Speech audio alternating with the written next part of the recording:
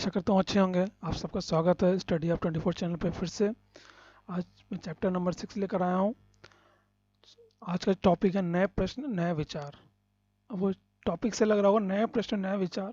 क्या पढ़ेंगे इस चैप्टर में? हम लोग पढ़ेंगे बौद्ध धर्म और जैन धर्म के बारे में। इस चैप्टर में हम लोग पढ़ेंगे डिटेल से।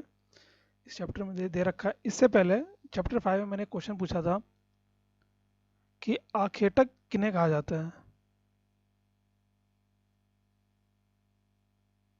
पूछा था मैंने आपसे कि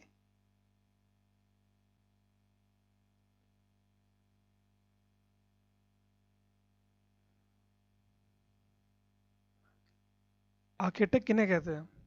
तो पहले मैं इसका आपको क्लियर कर दूं कि किसी का मुझे आंसर नहीं आया था, तो क्लियर कर देता हूँ। आखेटक किन्हें कहते हैं? आखेटक होते हैं जो जो भोजन इकट्ठा करते हैं। ये लोग क्या कहते हैं, पृथ्वी को लगभग 20 लाख साल पहले थे। 20 लाख साल पहले थे ये लोग। और इनका काम क्या था?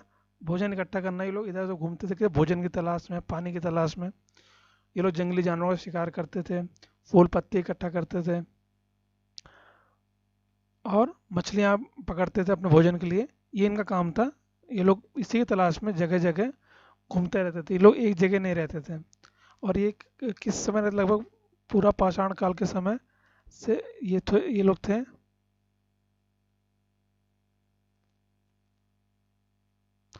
पूरा पाषाण काल के समय ये लोग थे। धीरे धीरे में परिवर्तन आ गया। ये लोग औजार बनाने लगे, शिकार करने के लिए। ये लोग खेती करना शुरू कर दिए। तो आखेटिक उन्हें कहते हैं जो लोग जगह जगह घूमते हैं भोजन की तलाश में या पानी की तलाश में। उन्हें कहते हैं लोग क्या संग्रह करते हैं। इनका मतलब होता है ज़्यादातर कि ये लोग क्या करते हैं, संग्रह करते हैं चीज़ों का। ठीक। तो चलिए आज के चैप्टर पढ़ते हैं। नए प्रश्न नए विचार। तो आपको एक फोटो दिख रही होगी यहाँ पे लड़की की। क्या नाम है इसका? अनघा। अनघा निकली सैर पर। अनघा आज पहली बार अपने विद्यालय की ओर से सैर पर जा रही थी। स्कूल से हम लोग टूर ले जाते हैं ना। स्कूल से कहाँ ले जाते हैं?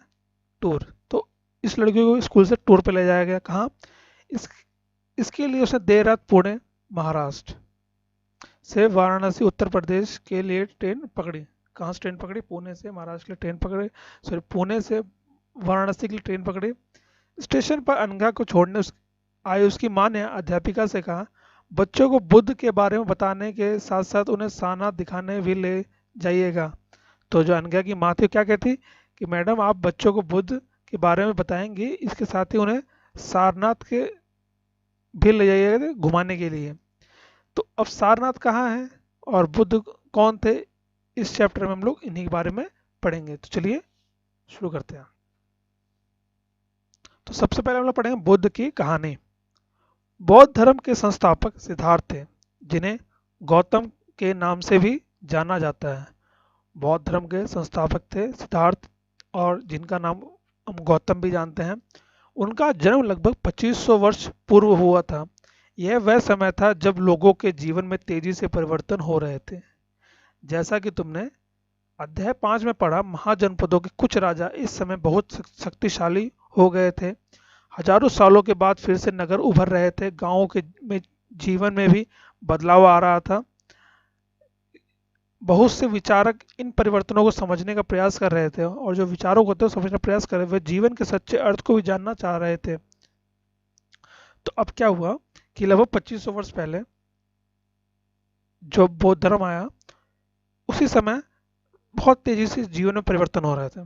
तो लोगों की जीवन शैली में परिवर्तन होना शुरू हो गया था। जो आपको मैंने चैप्टर 5 में पढ़ाया था, कैसे जन से जनपद बने, जनपद से महाजनपद बने, कैसे राजाओं ने अपनी शक्तियां बढ़ाई, कैसे उन्होंने अपना साम्राज्य बढ़ाया, कैसे उन्होंने यज्ञ किए दूसरे राज्यों को हड़पने के लिए। तो ये सब चीज़ें हमने पढ़ी थी चैप्टर 5 में। तो वहाँ अगर बच्चों अगर आपने ये चैप्टर नहीं देखा है तो चैप्टर जाके देखो, तभी आपको क्लियर होगा, क्योंकि चैप्टर वाइज चैप्टर चलेंगे तभी आपको डाउट्स क्लियर होते चले जाएंगे।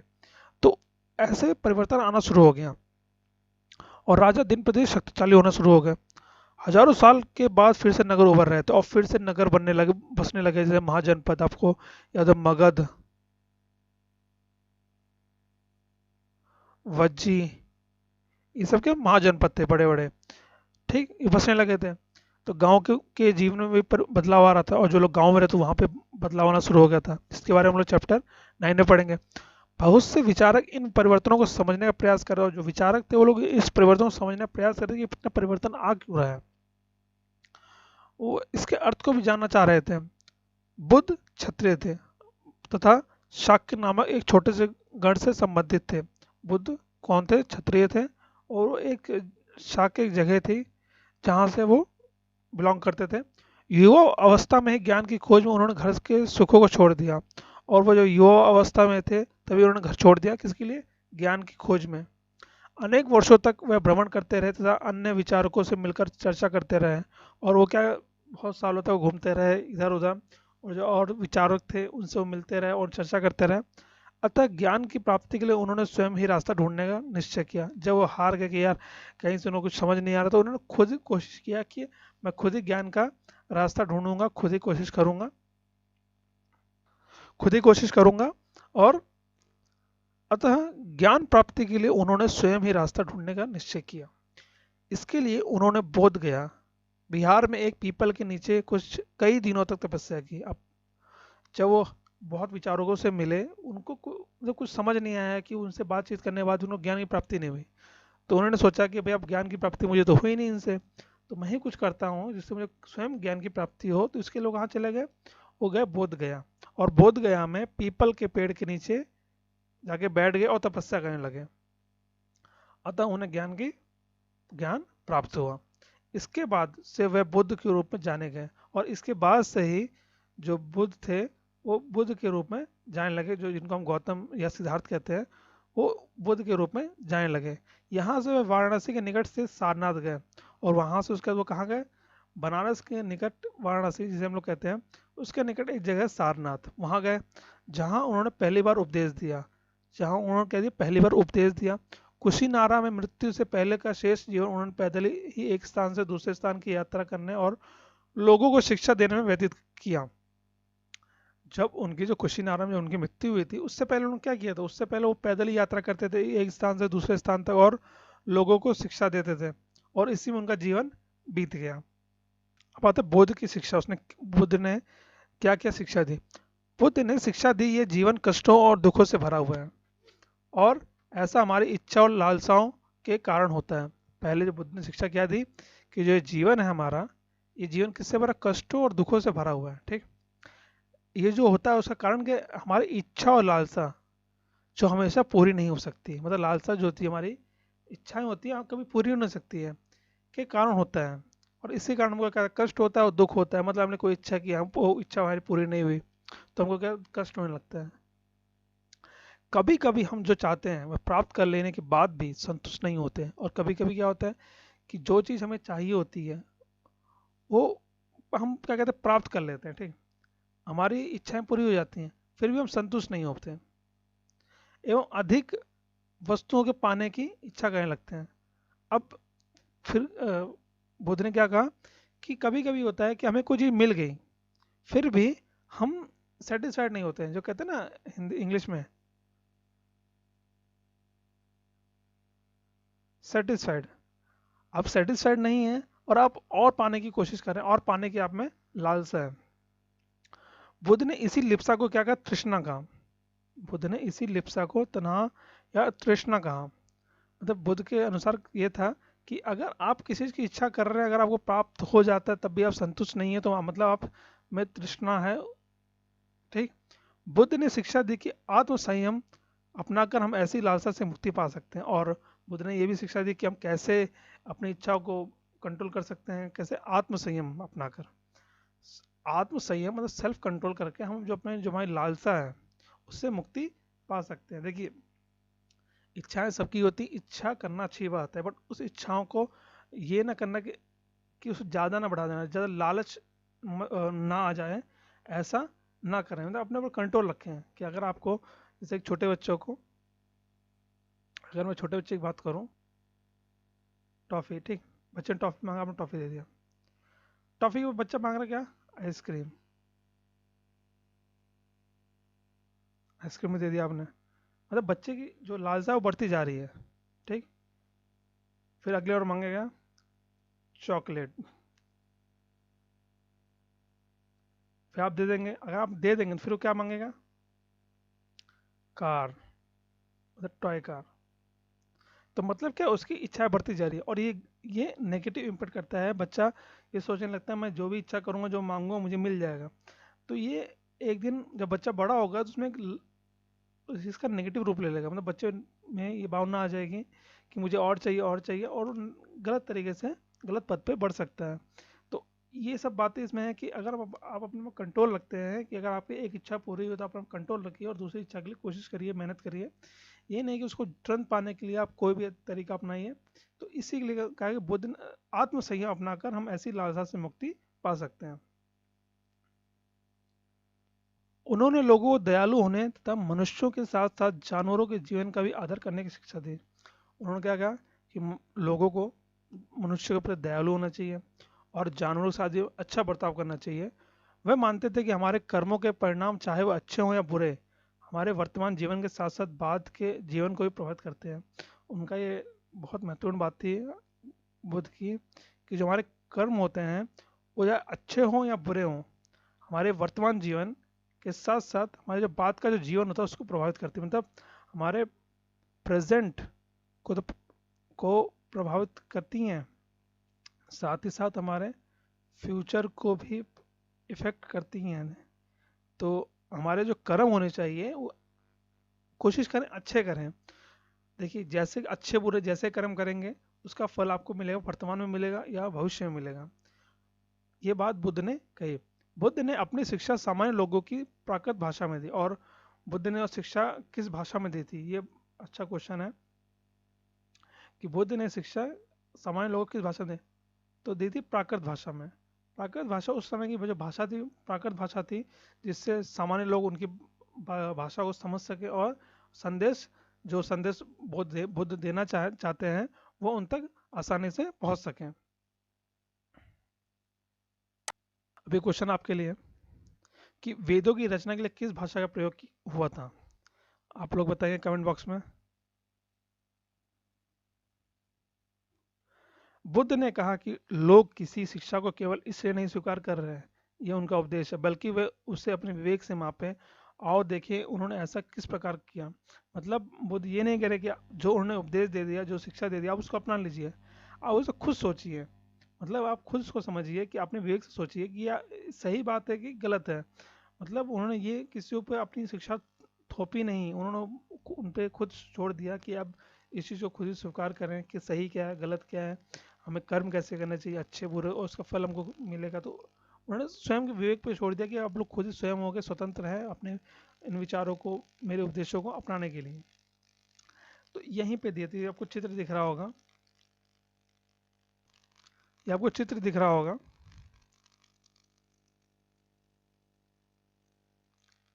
इसी चित्र को क्या कहेंगे, सारनाथ स्तूप। इसी को क्या कहते हैं, सारनाथ। इस इमारत को स्तूप के नाम से जाना जाता है। यहाँ पर बुद्ध ने अपना सर्वप्रथम उपदेश दिया, और यहीं पर ही बुद्ध ने सर्वप्रथम अपना प्रथम उपदेश दिया। इसी घटना की स्मृति ने में यहाँ स्तूप का निर्माण किया गया, और इसी के जो उन्हें अपना प्रथम उपदेश दिया उसी की याद में यहाँ पर स्तूप का निर्माण किया गया। इस स्तूप के बारे में हम लोग चैप्टर 11 में पढ़ेंगे डिटेल से। तो इतना आप लोग याद रखो कि जो सारनाथ में जो स्तूप है ये किस लिए बना है, ये यहाँ पर जो गौतम बुद्ध थे उन्होंने अपना सर्वप्रथम उपदेश दिया, अपना पहला उपदेश उन्होंने यही दिया था, इसलिए इस स्तूप का निर्माण किया गया है। अब चलो मैं आपको एक कहानी सुनाता हूँ, कीसा गौतमी की कहानी। कीसा गौतमी की कहानी अच्छी कहानी है, सुनिएगा। एक यह बुद्ध के विषय में एक प्रसिद्ध कहानी है, मतलब बहुत फेमस कहानी है बुद्ध के विषय में, उनके बारे में अच्छी कहानी है। एक समय की बात है, कीसा गौतमी नामक एक स्त्री का पुत्र मर गया। एक समय की बात है कि कीसा गौतमी नामक एक स्त्री का पुत्र मर गया। इस बात से वह इतनी दुखी हुई कि वह अपने बच्चे को गोद में लिए नगर की सड़कों पर घूम घूम कर लोगों से प्रार्थना करने लगी कि कोई उसके पुत्र को जीवित कर दे। एक भला व्यक्ति उसे बुद्ध के पास ले गया। मतलब किस्सा गौतमी एक औरत थी, उसका एक पुत्र था जो मर गया था। वो अपने पुत्र को लेकर सड़कों पे घूम रही थी इधर उधर कि कोई मेरे पुत्र को जीवित कर दे। तो एक भला व्यक्ति आया उसके पास और उसको, उस औरत को और उसके पुत्र को बुद्ध के पास ले गया। बुद्ध ने कहा, मुझे एक मुट्ठी सरसों के बीज ला कर दो। बुद्ध ने क्या कहा उससे कि मुझे एक मुट्ठी सरसों का बीज ला कर दो, मैं तुम्हारे पुत्र को जीवित कर दूंगा।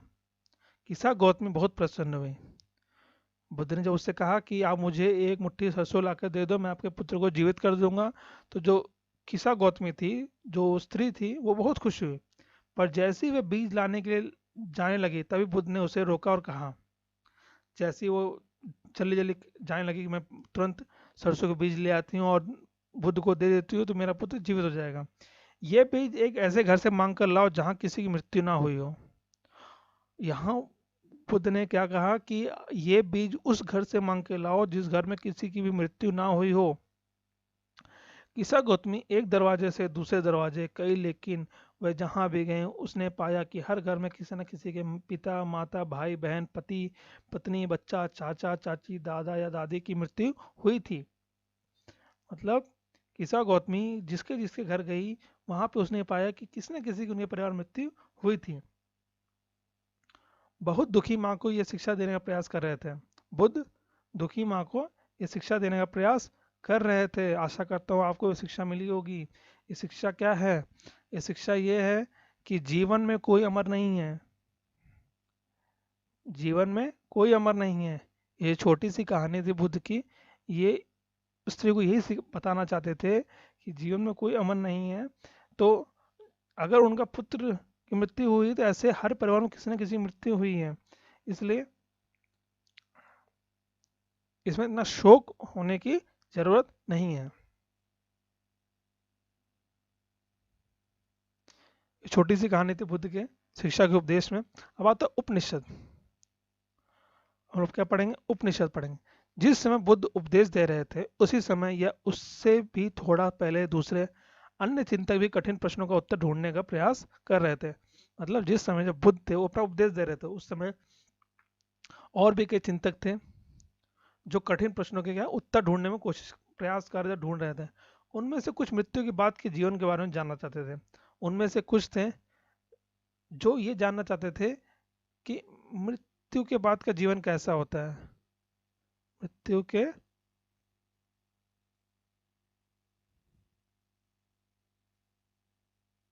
बाद का जीवन, उसमें से कुछ क्या थे वो जानना चाहते थे कि मृत्यु के बाद का जीवन कैसा होता है, जबकि अन्य यज्ञों की उपयोगिता के बारे में जानने के उत्सुक थे। और कुछ जो चिंतक थे वो क्या जानना चाहते थे कि यज्ञ की उपयोगिता क्या है, मतलब यज्ञ की इतनी इंपॉर्टेंस क्यों है कि लोग यज्ञ करवाते हैं घर पे। इनमें से अधिकांश चिंतकों का यह मानना था कि इस विश्व में कुछ तो ऐसा है जो कि स्थायी है और जो मृत्यु के बाद ही बचा रहता है। तो उनमें से कुछ चिंतक भी ऐसे थे, उन्होंने क्या कहा, इस विश्व में कुछ तो ऐसा है जो क्या है, स्थायी है। स्थायी मतलब जो कहीं नहीं जा सकता, वो यहीं रहेगा, जो मृत्यु के बाद भी बचा रहता है। उन्होंने इसका वर्णन आत्मा तथा ब्रह्म अथवा सार्वभौम आत्मा के रूप में किया। उन्होंने इसका वर्णन किसके रूप में किया? आत्मा तथा ब्रह्म अथवा सार्वभौम आत्मा के रूप में किया। किसके रूप में किया? आत्मा के रूप में। कि हमारी जो आत्मा है वो स्थायी, वो कहीं नहीं जाती है, हमारा सिर्फ शरीर जाता है। वे मानते थे कि आत्मा तथा ब्रह्म एक ही है। वो क्या कहते हैं? आत्मा और जो ब्रह्म है वो एक ही है। मतलब हमारी जो आत्मा है, मतलब जिसे हम लोग इंग्लिश में सोल कहते हैं, वो एक ही है, वो कहीं नहीं जाती है, वो यहीं रहती है, बस हमारा शरीर जाता है। कई विचारों का संकलन उपनिषदों में हुआ है और ऐसे कई विचार हमें उपनिषदों में मिलते हैं। उपनिषद उत्तर वैदिक ग्रंथों का हिस्सा थे, और जो उपनिषद थे किसका हिस्सा थे? उत्तर वैदिक जो ग्रंथ थे उसका हिस्सा थे। उपनिषद का शाब्दिक अर्थ होता है गुरु के समीप बैठना, और उपनिषद का क्या अर्थ दिया गया है कि गुरु के समीप बैठना। इन ग्रंथों में अध्यापकों और विद्यार्थियों के बीच बातचीत का संकलन किया गया, और इसमें क्या लिखा गया है, जो टीचर और स्टूडेंट के बीच में जो बातचीत होती है उसको इसमें संग्रह करके रखा गया है। प्राय ये विचार सामान्य वार्तालाप के रूप में प्रस्तुत किए गए हैं। और सबसे पहले इसे किस तरीके से प्रस्तुत किया गया, जैसे हम लोग वार्तालाप करते हैं, दो लोग बातचीत करते हैं, वैसे इसमें इन विचारों को बताया गया है, प्रस्तुत किया गया है। कहानी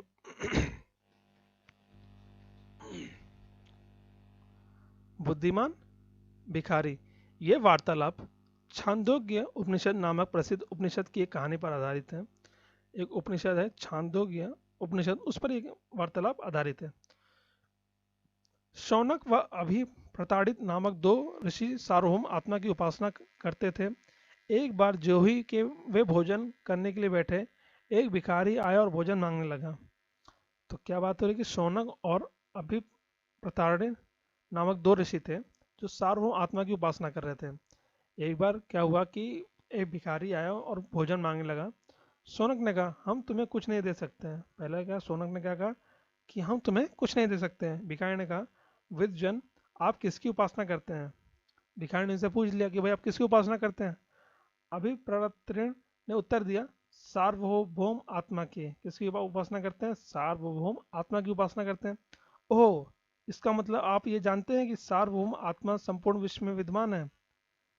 तो फिर उसने क्या कहा भिखारी ने कि अच्छा, मतलब आप जानते हैं कि जो सार्वभौम आत्मा है ये विश्व में विद्यमान है। ऋषि ने कहा हाँ हाँ हम ये जानते हैं, मतलब कह रहा है कि हाँ हाँ हम जानते हैं, हमें पता है ये है। तो भिखारी ने फिर पूछा अगर ये सार्वभौम आत्मा संपूर्ण विश्व में विद्यमान है तो ये मेरे अंदर भी है विद्यमान है।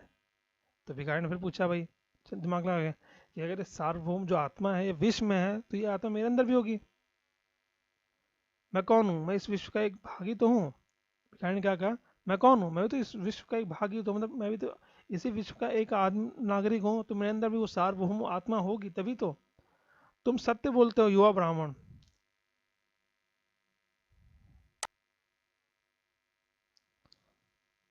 तो क्या बोला, तुम सत्य बोलते हो युवा ब्राह्मण, इसलिए हे ऋषियों मुझे भोजन न देकर आप इस सार्वभौम आत्मा को भोजन देने से मना कर रहे हैं। भिखारी की बात की सच्चाई जानकर ऋषियों ने उसे भोजन दे दिया। और जब भिखारी ने उन्हें इस तरीके से बोला कि आप मुझे भोजन न दे करके आप उस सार्वभौम आत्मा को भोजन देने से मना कर रहे हैं, जब भिखारी इस बात सुने तो ऋषियों ने उसे भोजन दे दिया। भिखारी ने भोजन पाने के लिए ऋषियों को किस तरह बनाया, मतलब ये यहाँ बात आती है भिखारी ने कैसे उनको मनाया कि उन्हीं के उसमें तरीके से उसको ले लिया कि वो कहते हैं हम सार्वभौम आत्मा की प्रार्थना कर रहे हैं। तो भिखारी ने कहा ठीक है। तो फिर भिखारी ने पूछा अगर सार्वभौम आत्मा विश्व में हर जगह है, तो ऋषि ने कहा हाँ भाई हर जगह है। तो उसने कहा मेरे अंदर भी है। तो उसने कहा हाँ भाई तुम्हारे अंदर भी है। तो तो भिखारी क्या कहते हैं मैं तो विश्व का एक भाग हूँ। मैं कौन हूँ, मैं तो विश्व का एक भाग हूँ, अगर सर हर जगह है तो मेरे अंदर भी होगी फिर। तो वो कहते हैं तुम हाँ तुम सही बोल रहे हो। तो भिखारी क्या कहते हैं कि आप मुझे भोजन न दे करके आप उस सार्वभौम आत्मा को भोजन देने से मना कर रहे हैं। ऐसे भिखारी ने उनसे भोजन लेने के लिए अपना लिया, मतलब मना लिया। तो आखिर में जो ऋषि थे उन्होंने उसको भोजन दे दिया।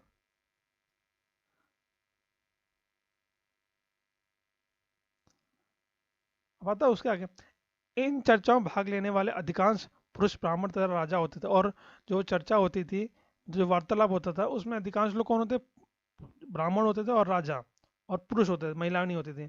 कभी कभी गार्गी जैसी स्त्री विचारकों का भी उल्लेख मिलता है, मतलब कभी कभी गार्गी जैसी, किसका श्लोक मिलता है ध्यान रखना, गार्गी जैसी स्त्री, इनका उल्लेख भी मिलता है विचारकों में। विद्वता के लिए प्रसिद्ध गार्गी राज दरबार में होने वाले वाद विवाद में भाग लिया करती थी। और बहुत विद्वता के लिए प्रसिद्ध गार्गी, जो गार्गी थी मतलब बहुत विद्वान थी, तो राज दरबार में जो वाद विवाद होते थे इसमें भाग लिया करती थी। निर्धन व्यक्ति इस तरह के वाद विवाद में बहुत कम ही हिस्सा लेते थे, और जो लोग गरीब होते थे वो इसमें हिस्सा बहुत कम ही लेते थे। इस तरह का एक प्रसिद्ध अपवाद सत्यकाम जाबल का है। सत्यकाम जाबल का नाम उसकी दासी माँ के नाम पर पड़ा। इसी में एक प्रसिद्ध का है, प्रसिद्ध अपवाद था। अपवाद मतलब कि एक्सेप्शन, जिसे हम लोग इंग्लिश में बोलते हैं, कि जो कहते हैं निर्धन लोग इस वाद विवाद में भाग नहीं ले सकते, मतलब बहुत कम ही हिस्सा लेते थे। जो लोग पढ़े लिखे होते थे, नहीं सब लोग नहीं लेते थे। उसी में एक था सत्यकाम जाबल। सत्यकाम जाबल का नाम उसकी दासी माँ के नाम पर पड़ा। और उसका जो नाम था सत्यकाम जाबल, उसकी जो दासी माँ थी उसके नाम पर पड़ा। सत्यकाम के मन में सत्य जानने की तीव्र जिज्ञासा उत्पन्न हुई। तो सत्यकाम के मन में क्या हुआ कि सत्य जानने की इच्छा जागर हुई कि मुझे सत्य जानना है, उसे सत्य जानना है। गौतम नामक एक ब्राह्मण ने उन्हें अपने विद्यार्थी के रूप में स्वीकार किया। तो गौतम नामक एक जो ब्राह्मण थे उन्होंने उस सत्यकाम को अपने स्टूडेंट के रूप में स्वीकार कर लिया। तब वह अपने समय के सर्वाधिक प्रसिद्ध विचारकों में से एक बन गया। और इसी से क्या हुआ कि वो अपने समय के प्रसिद्ध विचारक में से एक बन गए। उपनिषदों के कई विचारों का विकास बाद में प्रसिद्ध विचारक शंकराचार्य के द्वारा किया गया।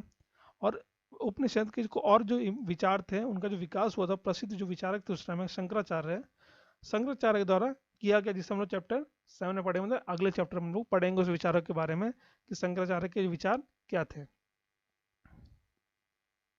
पढ़ लीजिए, ये संस्कृत का है। मतलब व्याकरणविद पाणिनि संस्कृत के जो रचना की है। इस युग में कुछ अन्य विद्वान भी खोज रहे थे, कुछ अन्य विद्वान भी थे उस समय। उनमें उन्हीं प्रसिद्ध विद्वानों में एक पाणिनि थे जिन्होंने संस्कृत व्याकरण की रचना की। कौन थे? पाणिनि, जिन्होंने किसकी रचना की? संस्कृत व्याकरण की रचना इन्होंने की थी। पाणिनि के द्वारा ही संस्कृत व्याकरण की रचना की गई थी। उन्होंने स्वरों तथा व्यंजनों को एक विशेष क्रम में रखकर उनके आधार पर सूत्रों की रचना की। और उन्होंने क्या किया था? स्वर और व्यंजन थे उनको इस क्रम में रखा था कि जिससे सूत्र का जो रचना उन्होंने सूत्र बना दिया था सर करके। यह सूत्र बीज गणित के सूत्रों से काफ़ी मिलते जुलते हैं। और ये सूत्र जो थे वो बीज जो गणित है उसके सूत्रों से काफ़ी मिलते जुलते थे। इसका प्रयोग कर उन्होंने संस्कृत भाषा के प्रयोग के नियम लघु सूत्र लगभग 3000 के रूप में लिखे हैं। मतलब कितने सूत्र लिखे? लगभग 3000 सूत्र लिख डाले हैं संस्कृत भाषा के लिए, कैसे हम इनका प्रयोग करेंगे।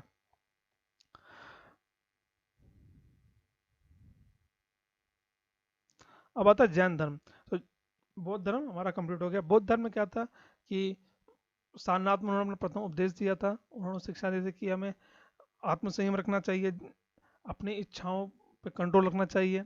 अगर एक बार हमें हमारी इच्छा पूरी होगी, हम संतुष्ट होगा, तो दूसरे पाने के लिए ज़्यादा लालसा नहीं करना, तृष्णा नहीं करना, कोशिश करनी है, तृष्णा नहीं करना। ये बुद्ध के बारे में था। बुद्ध ने कहाँ पर उनको ज्ञान की प्राप्ति हुई थी? बौद्ध में पीपल के पेड़ के नीचे उनको ज्ञान की प्राप्ति हुई थी। तो ये कुछ महत्वपूर्ण बातें। अब आता है जैन धर्म। जैन धर्म इसी युग में अर्थात लगभग 2500 वर्ष पूर्व जैन धर्म के 24वें तथा अंतिम तीर्थकर वर्धमान महावीर ने अपने विचारों का प्रसार किया। तो इसी समय क्या हुआ कि 2500 वर्ष पूर्व जैन धर्म के जो 24वें थे और जो अंतिम तीर्थकर थे, जो आखिरी तीर्थकर थे, वर्धमान महावीर ने अपने विचारों का प्रसार किया था।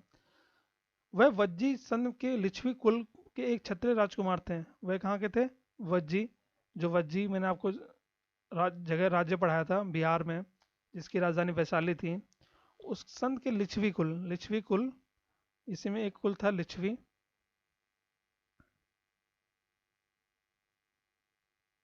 लिच्छवी कुल के क्षत्रिय राजकुमार थे।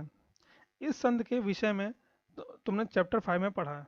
मैंने वो बताया था इस संत के बारे में, विजय संत के बारे में, कि यहाँ की संत क्या होता है। यहाँ पे राजा नहीं होते, यहाँ पे क्या होता है, यहाँ पे कई मंत्रियाँ मिल के, कई मंत्रियों के द्वारा सरकार चलाई, सत्ता चलाई जाती थी। तो यहाँ पे संत प्रणाली संत था, मतलब संगठित लोग मिलके सत्ता चलाते थे।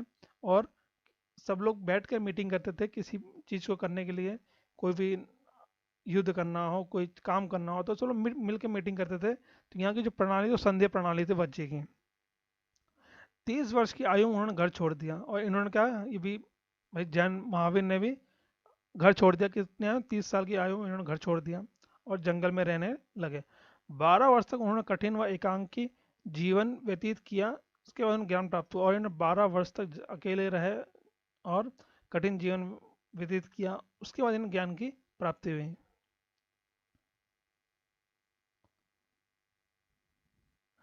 उनकी शिक्षा सरल थी। सत्य जानने की इच्छा रखने वाले प्रत्येक स्त्री व पुरुष को अपना घर छोड़ देना चाहिए। उन्होंने क्या कहा कि कि जिसको सत्य जानने की इच्छा है, उस जब वो चाहे पुरुष हो या स्त्री हो, उसको अपना घर छोड़ देना चाहिए।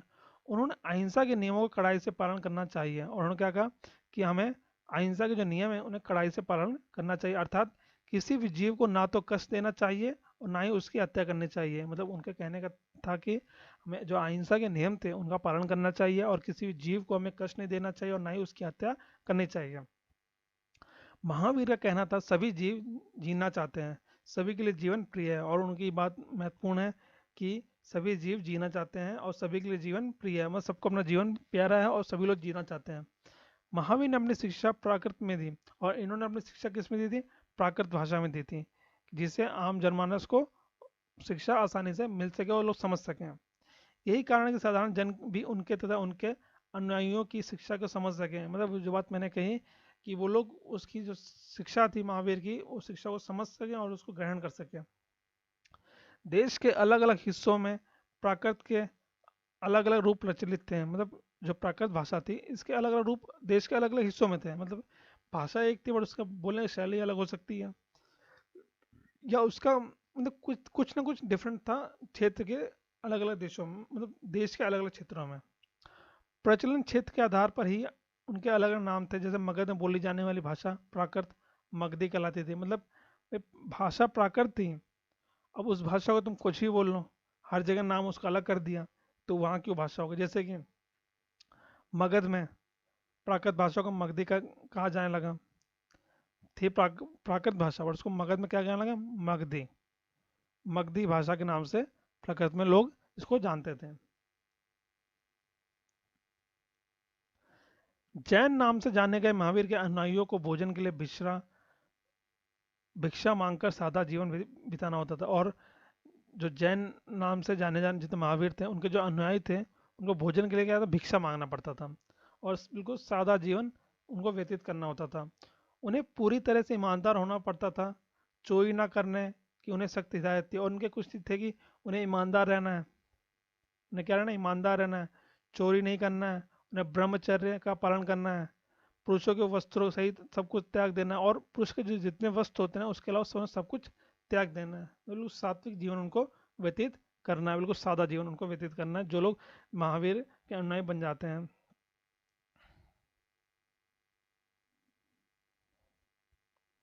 पर थोड़ा सा पढ़ लेते हैं। जैन, जैन शब्द निकला है जिन से, जिसका अर्थ है विजेता। जैन का किससे बना है? जिन से बना है, जिसका अर्थ होता है विजेता। ठीक। अधिकांश व्यक्तियों के लिए ऐसे कड़े नियमों का पालन करना बहुत कठिन था, और जो ज़्यादातर जो लोग थे वो ऐसे नियमों का पालन नहीं कर पा रहे थे। फिर भी हजारों व्यक्तियों ने इस नई जीवन शैली को जानने और सीखने के लिए अपने घरों को छोड़ दिया। फिर भी हजारों लोगों ने अपने घरों को छोड़ा इस नई जीवन शैली को जानने के लिए, सीखने के लिए। कई अपने घरों पर ही रहे और भिक्खु भिखणी बने लोगों को भोजन प्रदान कर उनकी सहायता करते थे। और कुछ लोग अपने घर पे थे और वो लोग, जो भी लोग भिक्षु बने थे, भिक्षुणी बने थे, उनको भोजन प्रदान कर उनकी सहायता करते थे। मतलब कि इसमें था कि आपको सादा जीवन बिताना, वो भिक्षा मांग के अपना भोजन का इंतजाम करना है। तो कुछ जो लोग नहीं गए वहाँ पे, उन्होंने क्या किया कि अगर कोई भिक्षा मांगने के लिए आता था, वो लोग उसको भिक्षा देते थे, जिससे उसके भोजन की सहायता हो सके उस दिन की। मुख्यतः व्यापारियों ने जैन धर्म को समर्थन किया, और व्यापारियों ने भी जैन धर्म का समर्थन किया। किसानों के लिए इन नियमों का पालन अत्यंत कठिन था, क्योंकि फसल की रक्षा के लिए उन्हें कीड़े मकोड़े को मारना पड़ता था। बट जो ये नियम था, ये किसानों के लिए कठिन था मानना, क्योंकि अगर वो अपने फसल की रक्षा करने के लिए कीड़े मकोड़ों को नहीं मारेंगे तो कीड़े मकोड़े उनके फसल को खा जाएंगे। तो जब कीड़े मकोड़े उनकी फसल को खा जाएंगे तो उनके लिए बचेगा क्या? तो इसके लिए किसानों के लिए इनके नियम को मानना थोड़ा दिक्कत की बात थी। बाद की सदियों में जैन धर्म उत्तर भारत के कई हिस्सों के साथ साथ गुजरात, तमिलनाडु, कर्नाटक में भी फैल गया। और उसके बाद क्या हुआ? धीरे धीरे जैन धर्म उत्तर भारत के कई हिस्सों में साथ साथ गुजरात, तमिलनाडु, कर्नाटक में भी फैल गया। महावीर तथा उनके अनुयायियों की शिक्षा कई शताब्दियों तक मौखिक रूप में रही। मतलब क्या था, जो महावीर थे और उनके जो अनुयायी थे, उनकी जो शिक्षा चल रही थी वो किस में? मौखिक रूप में चल रही थी। मतलब उसका कोई लिखित प्रमाण नहीं था। जो शिक्षा थी वो सब मौखिक चल रही थी। मतलब जो ना ओरल जैसे बोलते हैं हम लोग, मौखिक मतलब ओरल चल रही थी। वो ज्ञान देंगे, आपको सुनना है, उसको ग्रहण करना है, लिखने की कोई व्यवस्था नहीं थी। वर्तमान रूप में उपलब्ध जैन धर्म की शिक्षाएं लगभग 1500 वर्ष पूर्व गुजरात में वल्लभी नामक स्थान पर लिखी गई थी। और जो आज हमको जो जैन धर्म की शिक्षाएं मिलती हैं लिखी हुई, वो कब लिखी गई थी? वो लिखी लगभग 1500 वर्ष पूर्व गुजरात के वल्लभी नामक स्थान पर, वल्लभी नामक स्थान पर लिखी गई थी। 1500 वर्ष पूर्व गुजरात के वल्लभी नामक स्थान पर जो जैन धर्म की जो शिक्षाएं थी उसको लिखा गया था, जिसको 105 पेज नंबर पे हम लोग दिखा देंगे, चैप्टर दिया हुआ है इसमें। वो संत की बात की गई है।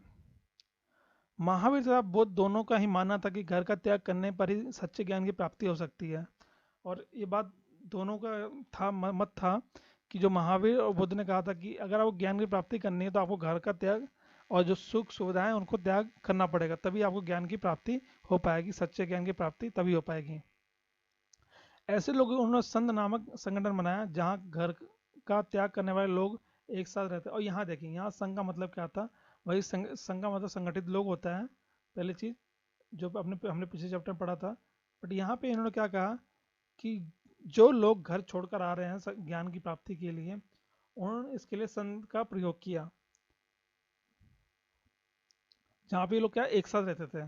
संघ में रहने वाले बौद्ध भिक्षुओं के लिए बनाए गए नियम विनय पिटक नामक ग्रंथ में मिलते हैं। और जो लोग बौद्ध भिक्षु के लिए बनाए गए जो नियम थे, वो नियम किसे मिलते हैं, विनय पिटक नामक एक ग्रंथ है, उसमें हमको इनके नियम मिलते हैं। विनय पिटक से हमें पता चलता है कि संघ में पुरुषों और स्त्रियों के रहने की अलग अलग व्यवस्था थी। और इससे हमें इसमें पता चलता है कि जो बौद्ध जो शिक्षा लेने गए थे उसमें जो पुरुष थे और जो स्त्री थे, इनके रहने की जो व्यवस्था थी वो अलग अलग थी। सभी व्यक्ति संघ में प्रवेश ले सकते थे, और इसमें इनके में क्या था, सभी लोग चाहे स्त्री हो चाहे पुरुष सभी लोग प्रवेश ले सकते थे। हालांकि संघ में प्रवेश के लिए बच्चों को अपने माता पिता से, दासों को अपने स्वामी से, राजा के यहाँ काम करने वाले लोगों को राजा से तथा कर्जदारों को अपने देनदारों से अनुमति लेनी होती थी। बट इसमें कंडीशन ये था कि अगर किसी को भी इसमें आना है, इस संघ में शामिल होना है, तो जो बच्चे थे उनको अपने माता पिता से परमिशन लेना था, जो दास थे उन्हें अपने स्वामी से मतलब अपने मालिक से परमिशन लेना था, और जो लोग राजा के यहाँ काम करते थे उनको राजा से परमिशन लेना था, और जो लोग कर्जदार थे जिन्होंने जिससे उन्होंने कर्ज लिया था उससे उन्हें अनुमति लेनी पड़ती थी कि हम इसमें शामिल हो कि ना हो। और एक स्त्री को अपने पति से अनुमति लेनी होती थी। संघ में प्रवेश लेने वाले स्त्री पुरुष बहुत सादा जीवन जीते थे, और जो लोग संघ में प्रवेश करते थे उनका जीवन बिल्कुल सादा होता था। वह अपना अधिकांश समय ध्यान करने में बिताते थे, और दिन में एक निश्चित समय में वह शहरों तथा गाँव में जाकर भिक्षा मांगते थे। यही कारण है कि उन्हें भिक्षु भिक्षुणी साधु भिखारी के लिए प्राकृत शब्द में क्या लिखा है, साधु भिखारी कहा गया है। वे आप लोगों को शिक्षा देते थे और साथ ही एक दूसरे की सहायता भी करते थे। वो लोग क्या करते थे, आम लोगों को शिक्षा देते थे और एक दूसरे की सहायता करते थे। ये लोग अपना सादा जीवन जीते थे। और ये लोग अपना भोजन करने में कैसे करते, डेली ये लोग भिक्षा मांगते थे, जिससे इनका डेली भोजन का व्यवस्था होती थी। इसी तरह की आपसी लड़ाई का निपटारा करने के लिए वो प्राय बैठकें भी किया करते थे। और कभी कभी अगर आपसी कोई लड़ाई हो जाती है, कुछ भी हो जाता है, तो वो लोग क्या कहते हैं, बैठक करते थे, मतलब बैठक एक मीटिंग कर लेंगे जहाँ वो लोग डिसाइड कर लेंगे कि कौन सही है कौन गलत है, और निपटा देते थे, फैसला हो जाता था। संघ में प्रवेश लेने वालों में ब्राह्मण, क्षत्रिय, व्यापारी, मजदूर, नाई, गणिकाएं तथा दास शामिल थे। और इनमें कौन शामिल था, इनमें ब्राह्मण भी शामिल थे, क्षत्रिय भी थे, व्यापारी भी थे, मजदूर भी थे, नाई भी थे, गणिकाएं तथा दास, सभी लोग शामिल थे। इसमें कोई भी शामिल हो सकता था, इसमें कोई प्रतिबंध नहीं था। इनमें से कई लोगों ने बुद्ध की शिक्षा के लिए विषय में लिखा तथा कुछ लोगों ने संघ में अपने जीवन के विषय में सुंदर कविताएं की रचना की। और इसमें कुछ लोगों ने जो बुद्ध से उनको शिक्षाएं मिली उसके बारे में लिखा, तो कुछ ने जो संघ में अपना जीवन व्यतीत किया उसके बारे में कई कविताएं लिखी। पिछले अध्याय में वर्णित संघ और इस अध्याय में वर्णित संघ के बीच दो भिन्नताएं बताएं, क्या उनमें कोई समानता दिखी, मतलब अब जो यहाँ संघ मैंने आपको पढ़ाया है और जो पिछले चैप्टर में संघ पढ़ा, आपको कोई डिफरेंस लग रहा है थोड़ा सा, कि डिफरेंस लग रहा है या सिमिलरिटीज लग रही है, क्या लग रहा है? अगर आपने पढ़ा यहाँ संत क्या है वहाँ संत क्या है, तो थोड़ा सा अगर आपको लग रहा है तो कमेंट बॉक्स में मुझे बताइए कि क्या डिफरेंस है। अगर दोनों समानता है तो क्या समानता है, बताइए मुझे कमेंट बॉक्स में।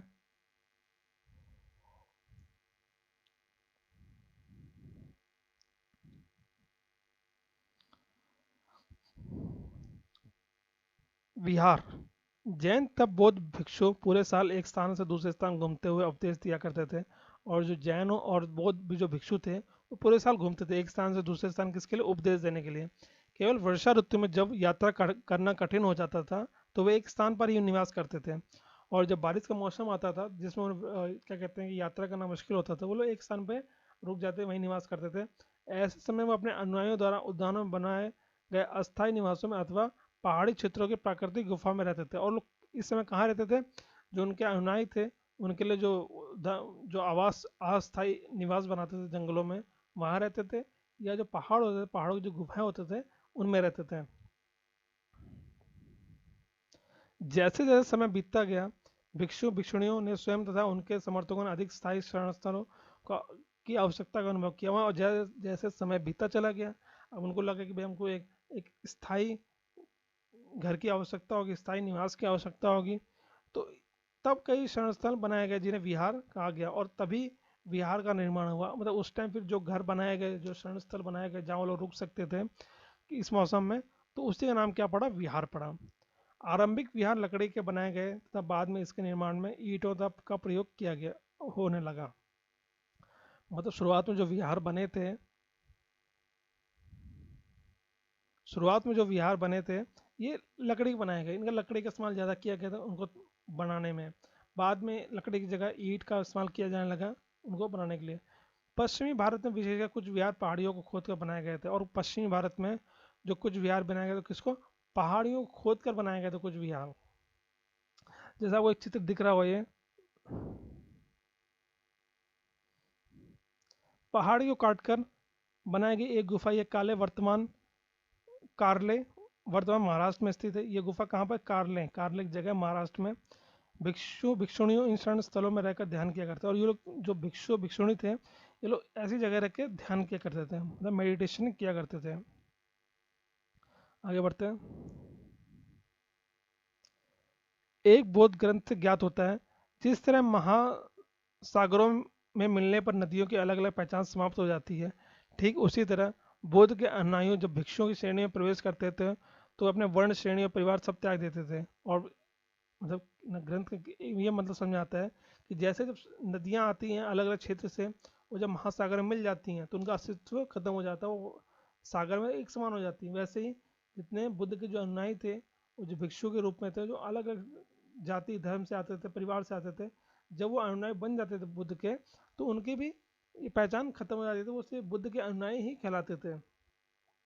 प्राय किसी धनी व्यापारी, राजा अथवा भूस्वामी द्वारा दान में दी गई भूमि पर विहार का निर्माण होता था। और विहार का निर्माण कहाँ होता था, कोई राजा हो गया, कोई व्यापारी हो गया, या जिसका भूमि ज़्यादा है, वो ये लोग दान दे देते थे, वहीं पर विहार का निर्माण होता था। स्थानीय व्यक्ति भिक्षुणियों के लिए भोजन, वस्त्र तथा दवाइयाँ लेकर आते थे, और जो लोकल लोग होते थे, जो स्थानीय लोग होते थे, वो लोग तो उनके लिए भोजन, कपड़े और दवाइयाँ लेकर आते थे, जिसके बदले ये भिक्षुणी लोग को शिक्षा देते थे। और इसके बदले क्या था, ये लोग उनको शिक्षा देते थे। आगे आने वाली शताब्दियों में बौद्ध धर्म उपमहाद्वीप के विभिन्न हिस्सों के साथ साथ बाहरी क्षेत्रों में फैल गया। इसका हम लोग चैप्टर 9 में पढ़ेंगे, कैसे हम ये जो बौद्ध धर्म का प्रसार हुआ और भी देशों में ये फैला, कैसे फैला, उसके हम लोग चैप्टर 9 में पढ़ेंगे। कंप्लीट हो जाएगा। जैन तथा बौद्ध धर्म जिस समय लोकप्रिय हो रहे थे, लगभग उसी समय ब्राह्मणों ने आश्रम व्यवस्था का विकास किया। जिस समय जैन धर्म बौद्ध धर्म का विकास हो रहा था, उसी समय जो ब्राह्मण लोग थे उन्होंने आश्रम व्यवस्था का विकास किया था। यह आश्रम शब्द का तात्पर्य लोगों द्वारा रहने तथा ध्यान करने के लिए प्रयोग में आने वाले स्थान से नहीं है, बल्कि इसका तात्पर्य जीवन के एक चरण से है। मतलब यहाँ से जो आश्रम का तात्पर्य क्या है कि लोग जहाँ रहते हैं, जहाँ ध्यान करते हैं, उससे मतलब नहीं है, उसका मतलब जीवन के एक चरण से मतलब है। इसका जो तात्पर्य किया गया है कि जीवन के एक चरण से है। ब्रह्मचर्य, गृहस्थ, वानप्रस्थ, संन्यास नामक 4 आश्रमों की व्यवस्था की गई। 4 आश्रम बनाए गए, ब्रह्मचर्य, गृहस्थ, वानप्रस्थ, संन्यास नामक 4 आश्रम की व्यवस्था की गई। ब्रह्मचर्य के अंतर्गत ब्राह्मण, क्षत्रिय तथा वैश्य से अपेक्षा की जाती थी कि इस चरण के दौरान वह सादा जीवन बिताकर वेदों के अध्ययन करेंगे। और इसमें जो आते थे ब्रह्मचर्य में, वो ब्राह्मण, क्षत्रिय, वैश्य से यही उम्मीद की जाती थी कि वे सादा जीवन बिताकर वेदों का अध्ययन करेंगे, जो वेद थे उनका अध्ययन करेंगे।